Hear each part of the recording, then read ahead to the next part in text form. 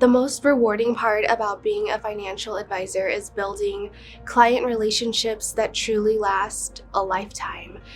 When you become a household name in your client's family, I think that's the ultimate compliment. My grandpa actually taught me about stocks. I remember sitting on his lap looking at the TV, and he was watching the ticker symbol go by. And I found out that this could be a career around investments and helping people with their money. I just kind of naturally gravitated towards that, and like the rest is history. Out of college, I started working for $1 million producer, and she just showed me the ropes.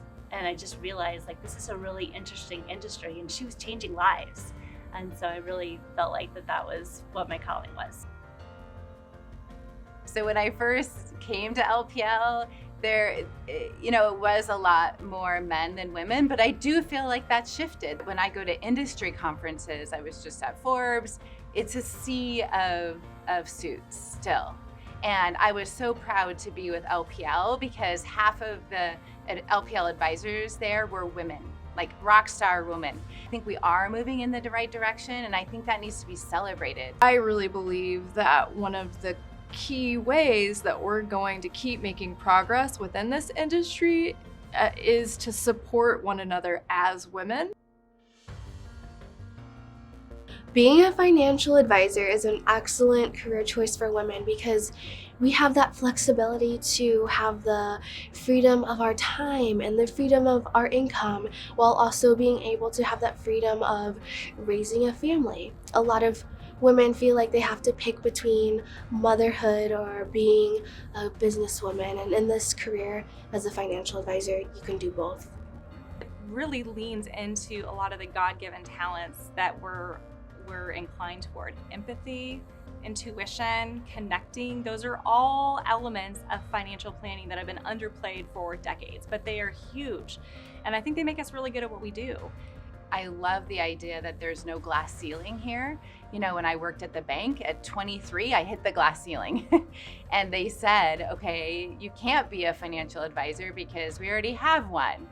Well, I went and set up shop less than a mile from that bank and became incredibly successful. So this industry is an abundant industry, and there are so many people that need our help that as big as you want to dream, you just go for it. And I think for women that maybe have felt that glass ceiling or have felt that something is holding them back here, there's nothing that has to hold you back.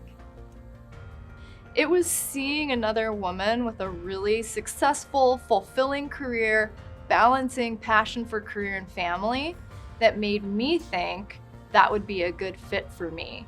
And so I think the more that we can increase our representation and show the next generation of women what this path can be for them, the more we're going to see changes within the field. For me personally, I enjoy working with women who are going through transitions. When I started the business, my dad was sick. So in my first year or so of being a financial advisor, I saw my own mom go through a transition, a woman who had never been in the front seat as far as finances go, and I walked through that with her. And I gained a lot of experience and also empathy. And I think from that point forward, I saw any woman who was going through that as my own mom. And I understood what they needed and how to coach them through something that they were way more equipped for than they realized, and to empower them and support them going through that, I think, is what gives me a lot of wind in my sail. My first aha moments where I realized that being a financial advisor for me was at the end of my very first year in business. And I ended the year realizing that I had done something that I never would have ever thought, and knowing that I successfully met my goals and exceeded all of my expectations in year one really made me excited to know that this career was truly for me.